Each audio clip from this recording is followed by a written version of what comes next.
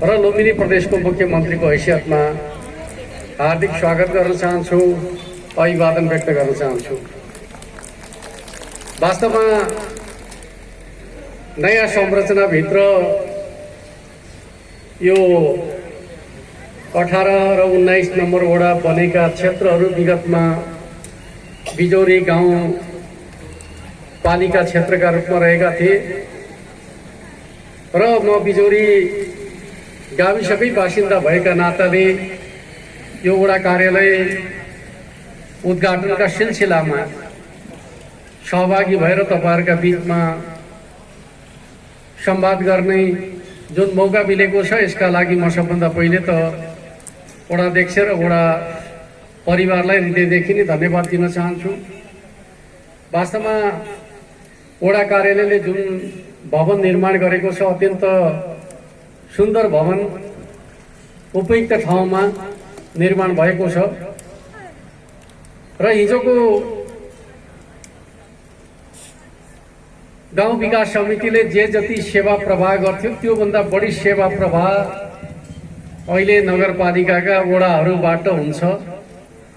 त्यस अर्थमा यो वडाका जनताहरूका लागि सबै प्रकारका सेवा प्रदान गर्ने केन्द्रका रूपमा रहेको छ र नजिकै पुरानो गाविस भएका ठाउँमा स्वास्थ्य केन्द्र पनि स्थापना भएको छ र अघि वडा अध्यक्षज्यूले बताउनुभयो, हामीले विभिन्न प्रकारका औषधिहरू जो नेपाल सरकारले उपलब्ध गराउने गर्छ निःशुल्क रूपमा वितरण गर्ने गरेका छौँ। अझै पनि कतिपयलाई यहाँ त्यो सेवा प्राप्त छ भन्ने कुराको जानकारी छैन। आजबाट तपाईहरुले जानकारी लिनुहोस् र नियमित रूपमा सेवा प्राप्त गर्नुहोस् भन्ने कुराको जानकारी पनि गराउनु भएको छ। आधारभूत स्वास्थ्य सेवा अब हामीले वडाबाटै उपलब्ध गराउने खालको नीति नेपाल सरकारको रहेको कुरा म तपाईहरुका बीचमा राख्न चाहन्छु। त्यस अर्थमा हामीले यो स्वास्थ्य केन्द्रलाई पनि जनताको आधारभूत स्वास्थ्य सेवा प्रदान गर्ने केन्द्रका रूपमा विकास गर्ने योजना अन्तर्गत सेवा प्रवाह हुन थालेको कुरा म तपाईहरुका बीचमा राख्न चाहन्छु।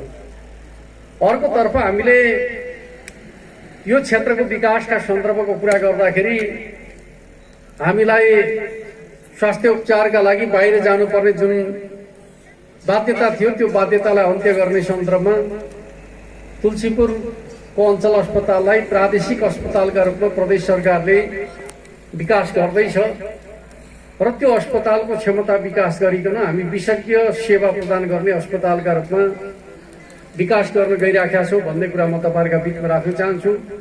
अहिले हामी त्यहाँको पूर्वाधार विकासका काम पनि गर्दैछौँ। सँगसँगै त्यसलाई भविष्यमा कस्तो अस्पताल बनाउने भन्ने हिसाबले गुरु योजना निर्माणको काम पनि यसै वर्षबाट अगाडि बढ्दैछ भन्ने कुरा म तपाईहरुका बीचमा राख्न चाहन्छु।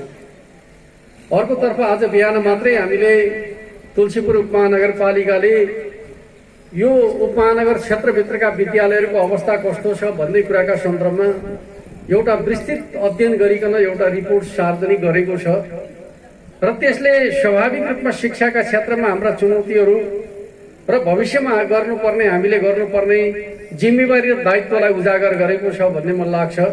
त्यो हिसाबले हामीले हाम्रा विद्यालयहरूको अवस्थामा सुधार गर्ने एउटा महत्त्वपूर्ण जिम्मेवारी पनि पूरा गर्नु छ। अघि हाम्रो माधव बलिजीले बताउँदै हुनुहुन्थ्यो यो ठाउँमा कतिवटा शिक्षण संस्थाहरू छन् भन्ने कुरा गर्दै हुनुहुन्थ्यो। 2वटा विद्यालयका भाइ बहिनीहरूले मार्च पास्ट गरेर पनि देखाउनु भयो। वास्तवमा हामीले सामुदायिक विद्यालयहरूको स्तरमा कति सुधार गर्न सक्छौँ भन्ने कुराका आधारमा हाम्रो भविष्यको जनशक्ति चाहिँ सबल र सक्षम हुन्छ भन्ने कुरा म तपाईहरुका बीचमा राख्न चाहन्छु। हामीले सबभन्दा ज्यादा मेहनत गर्नुपर्ने लगानी गर्नुपर्ने क्षेत्र भनेको के हो त भन्दाखेरि शिक्षा हो। हामीले आफ्ना बालबच्चालाई जति राम्रो शिक्षा दिन सक्छौँ उनीहरूको भविष्य त्यति उज्यालो हुन्छ। त्यस अर्थमा म चाहिँ तपाईहरु सबैलाई अनुरोध के गर्न चाहन्छु भन्दाखेरि हाम्रा नानीहरूको शिक्षाको अवस्थालाई सुधार गर्ने कुरामा परिवारले पनि ध्यान दिनु पर्यो र वडा कार्यालयहरूले पनि ध्यान दिनु पर्यो। अर्थात् स्थानीय सरकारको जिम्मेवारीका रूपमा विद्यालयको अवस्थामा सुधार गर्ने एउटा महत्त्वपूर्ण जिम्मेवारी नेपाल सरकारले प्रदान गरेको छ।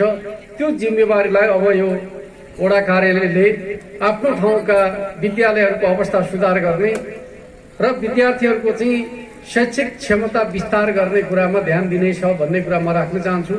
हुन त आज हामीले भाइ बहिनीहरूलाई सम्मानित पनि गरेका छौँ, राम्रो नतिजा प्राप्त गरेको उपलक्ष्यमा सम्मानित गर्ने पनि काम गरेका छौँ र भोलिका दिनहरूमा अझ धेरैलाई सम्मानित गर्ने काम वडा कार्यालयका तर्फबाट हुनेछ भन्ने कुरा पनि म तपाईँहरूका बिचमा राख्न चाहन्छु। यति बेला हामीले दाङको समग्र विकासका सन्दर्भमा धेरै रणनीतिक महत्त्वका कामहरू अगाडि बढाएका छौँ। जस्तो कि हामीले पहिले दाङको विकासका सन्दर्भमा भनेर जे कुराको चर्चा गर्ने गर्थ्यौँ, आज ती सबै कुराहरू कार्यान्वयनका प्रक्रियामा प्रवेश गरेका छन्। घराइबाट प्युठान जोड्ने सडक डेडिकेटेड रोडका रूपमा निर्माणको प्रक्रिया अगाडि बढेको छ। बङ्गलाचुलीसम्म चाहिँ यसै वर्ष कालोपत्री हुँदैछ। हामीले कोइलाबास जाने सडकको कुरा गर्यौँ, कोइलाबास जाने सडक कालोपत्री भइसकेको छ। अब हाम्रो दाङ जिल्लाको आफ्नै भन्सार नाका स्थापित गर्ने एउटा आधार तयार भएको छ भन्ने कुरा म तपाईँहरूका बिचमा राख्न चाहन्छु। अर्कोतर्फ हामीले हाम्रो यस क्षेत्रको ऐतिहासिक थलोको रूपमा रहेको छिलीकोटलाई जोड्ने हिसाबले सडक निर्माणको प्रक्रिया अगाडि बढाएका छौँ र केही प्राविधिक झमेलाका कारणले गर्दाखेरि भनेको समयमा काम सम्पन्न हुन सकेका छैन। तर हामीले छिलीकोटसम्म चाहिँ सडक पुर्याउन सक्यौँ भने स्वाभाविक रूपमा यो क्षेत्रको पर्यटकीय विकासमा महत्त्वपूर्ण सहयोग पुग्नेछ भन्ने कुरा म तपाईँहरूका बिचमा राख्न चाहन्छु। हामीले वडाका बाटाहरूलाई पनि कालोपत्री गर्ने प्रक्रिया अगाडि बढाएका छौँ। यही वडाकै सन्दर्भमा कुराकानी गर्दाखेरि हेमन्तपुरबाट मानपुर जोड्ने सडक पनि प्रदेश सरकारले बनाइराखेका छ भन्ने कुरा म तपाईँलाई जानकारी गराउन चाहन्छु।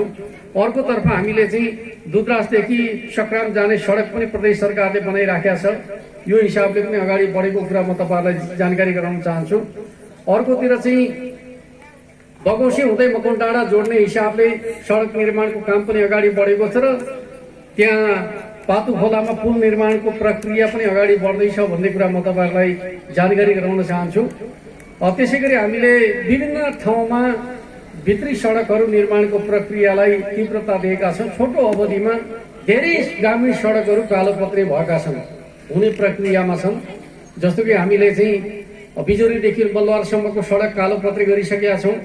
त्यसै गरी चाहिँ बिजोरीबाट मानपुर हुँदै ढिकपुर जाने सडक पनि कालोपत्री भइसकेका छ र हामी त्यसलाई रिङ रोडका रूपमा विकास गर्ने हिसाबले अगाडि बढ्न खोजिराखेका कुरा पनि म तपाईँहरूका बिचमा राख्न चाहन्छु। यो हिसाबले सडक पूर्वाधारका सन्दर्भमा अत्यन्त महत्त्वपूर्ण कामहरू चाहिँ भएका छन्। यो घोराइदेखि तुलसीपुरसम्मको सडक 4 लेनको सडकका रूपमा विस्तारको प्रक्रियामा रहेको छ र एक प्रकारले प्राविधिक कारणले गर्दाखेरि केही समय लागेको छ, तर यो बजेट स्वीकृत भइसकेका छ, ठेक्का लागिसकेका छ।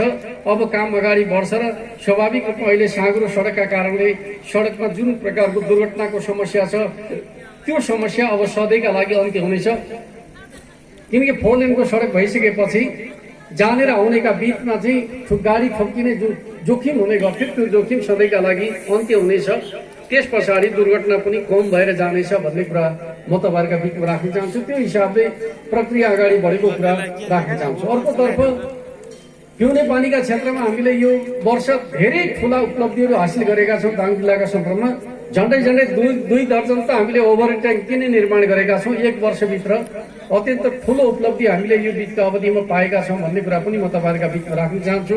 अर्को खानेपानी आयोजना विस्तारका सन्दर्भमा चाहे तुलसीपुर खानेपानी आयोजनाको कुरा गर्नुहोस्, चाहे बिजोरी बेलजुन्डी खानेपानी आयोजनाको कुरा गर्नुहोस्, चाहे घोराई खानेपानी आयोजनाको कुरा गर्नुहोस्, यस्ता थुप्रै खानेपानी आयोजनाहरू विस्तारको चरणमा प्रवेश गरेको कुरा पनि म तपाईँहरूका बिचमा राख्न चाहन्छु। अर्कोतर्फ हामीले दाङको दीर्घकालीन भविष्यलाई ध्यानमा राखेर दाङमा जलाशय निर्माण गर्ने प्रक्रिया पनि अगाडि बढाएका छौँ। घोराई उपमहानगरपालिकाले सुरुमा यो प्रक्रियालाई अगाडि बढायो। अहिले प्रदेश सरकारका तर्फबाट बृहत्तर दाङ सिँचाइ आयोजनाका तर्फबाट दाङ जिल्लामा जलाशय निर्माण गर्ने प्रक्रिया अगाडि बढेको छ। त्यसले स्वाभाविक रूपमा दाङको जुन पिउने पानीको समस्या छ त्यसलाई भविष्यमा सुरक्षित गर्न सकिन्छ भन्ने मलाई लाग्छ। अर्कोतर्फ हामीले चाहिँ दाङमा पानीको जुन समस्या छ त्यो समस्यालाई दृष्टिगत गरिकन ग्वार खोलामा हाई ड्याम निर्माण गर्ने र पानी सञ्चय गर्ने योजना अगाडि बढाएका छौँ। अर्कोतर्फ चाहिँ दीर्घकालीन हिसाबले समस्यालाई समाधान गर्ने सोचका साथ माडीको पानीलाई दाङमा ल्याउने हिसाबले पानी डाइभर्सन गर्ने योजना पनि अगाडि बढेको कुरा म तपाईँहरूका बिचमा राख्न चाहन्छु। अर्कोतर्फ हामीले दाङ जिल्लाकै सन्दर्भमा यो कोभिड-19 का सन्दर्भका बारेमा उपचारको प्रबन्ध गर्नका लागि बेलजुन्डीमा हामीले कोरोना विशेष अस्पतालको निर्माण गर्यौं र दाङ जिल्लाका बिरामीहरूका लागि मात्रै होइन सिंगै राप्ती अञ्चलका बिरामीलाई चाहिँ बेलजुन्डीले सेवा दिने स्थिति उत्पन्न भयो। त्यो प्रकारको सेवा प्रदान गर्ने कुराहरूमा पनि तपाईहरुको महत्त्वपूर्ण सहयोग छ। त्यसका लागि पनि म यो 18 नम्बर वडालाई विशेष धन्यवाद दिन चाहन्छु। तपाईहरुले जुन प्रकारको सहयोग गर्नुभएको छ, नेपाल संस्कृत विश्वविद्यालयलाई पनि धन्यवाद दिन चाहन्छु। महामारीसँग जुझ्ने कुरामा चाहिँ दाङले जुन भूमिका खेलेको छ, यो भूमिकाका लागि म हृदयदेखि नै धन्यवाद दिन चाहन्छु। खास गरी तुलसीपुर उपमहानगरपालिकाले कोरोना विशेष अस्पतालको व्यवस्थापनका सन्दर्भमा जुन प्रकारको सहयोग पुर्यायो, राप्ती प्रादेशिक अस्पतालले जुन प्रकारको सहयोग पुर्यायो, त्यो सहयोगका लागि पनि म हृदयदेखि नै धन्यवाद दिन चाहन्छु। अब मैले तपाईहरुसँग अनुरोध गर्ने विषय के छ त भन्दाखेरि पूर्वाधार विकासका दृष्टिकोणले अब हामी अगाडि बढ्यौं भन्ने कुरामा कुनै सन्देह छैन। हामीले उत्तरतर्फको सडक निर्माणका सन्दर्भका बारेमा घोराईदेखि आँखा अस्पताल हुँदै हापुरेसम्मको एउटा नयाँ वैकल्पिक सडक जुन यो सडक छ, यस्तै प्रकारको सडक पूर्व पश्चिम सडक बनाउँदैछौं। अर्कोतर्फ परम्परागत दामोदर मार्गलाई पूर्वदेखि पश्चिमसँग जोड्ने हिसाबले नयाँ सडक सञ्जाल निर्माण गर्दैछौं। अर्कोतर्फ बबई पारी पनि हामीले चाहिँ पूर्व पश्चिम सडक निर्माण गर्ने हिसाबले प्रक्रिया अगाडि बढाएको कुरा म तपाईहरुका बीचमा राख्न चाहन्छु। अब सडक सञ्जालका दृष्टिकोणले हामीले चाहिँ दाङ पछाडी छ भन्नु पर्दैन। देउखरीको सन्दर्भमा पनि हामीले चाहिँ हुलाकी सडक निर्माणको प्रक्रिया अगाडि बढाएका छौं। पूर्व पश्चिम राजमार्गलाई 4 लेनको सडकका रूपमा विस्तार गर्ने प्रक्रिया पनि अगाडि बढेको छ। त्यसैगरी इमिलियादेखि सल्यानसम्मको सडकलाई पनि विस्तार गर्ने प्रक्रिया सुरु भएको कुरा म तपाईहरुका बीचमा राख्न चाहन्छु र सुर्खेत जोड्ने सडक पनि निर्माणको प्रक्रियामा छ भन्ने कुरा म तपाईहरुका बीचमा राख्न चाहन्छु। त्यसैगरी पश्चिम दाङबाट चाहिँ नेपालगञ्ज जोड्ने हिसाबले नयाँ सडक निर्माण गर्ने प्रक्रिया पनि अगाडि बढेको कुरा म तपाईहरुका बीचमा राख्न चाहन्छु। अब सडकका सन्दर्भका बारेमा हामीले धेरै चिन्ता गर्नु पर्दैन। अब त्यो क्रमशः बढ्दै जाने आधार हामीले तयार गरेका छौं। अर्कोतर्फ सिंचाईका सन्दर्भका बारेमा हामीले यो वर्ष उररी सिंचाई र दुरुवा सिंचाई त्यसैगरी मलवार सिंचाईका सन्दर्भमा पक्की नहर निर्माण गर्ने प्रक्रिया चाहिँ अगाडि बढेको कुरा म तपाईहरुका बीचमा राख्न चाहन्छु। भविष्यमा हामीले चाहिँ समग्र गुहार खोलाकै एउटा चाहिँ विस्तृत योजना बनाएर चाहिँ त्यसलाई व्यवस्थित गर्ने खालको योजना पनि बनाइराखेको कुरा म तपाईहरुका बीचमा राख्न चाहन्छु। यस्तो अवस्थामा अब हामीले हाम्रो जीवनमा परिवर्तन गर्नका लागि हाम्रा परम्परागत खेतीपातीका तरिकाहरूमा बदलाव ल्याउनुपर्छ। अब हामीले आधुनिक तरिका प्रयोग गर्नुपर्छ। अब हामीले व्यावसायिक तरिका प्रयोग गर्नुपर्छ। व्यावसायिक ढंगले खेतीपाती गर्ने तरिका विकास गर्नुपर्छ। र म तपाईहरुसँग के भन्न चाहन्छु भन्दाखेरि अहिले प्रदेश सरकारले किसानहरूका लागि व्यावसायिक खेती गर्नका लागि, व्यावसायिक इलम गर्नका लागि भनेर चाहिँ ब्याज अनुदानको कार्यक्रम अगाडि सारेको छ। कृषि ज्ञान केन्द्रका माध्यमबाट त्यहाँ एकजना प्रतिनिधि खटाइएको छ जसले बैंकसँग किसानहरूलाई जोड्ने खालको काम गर्छ।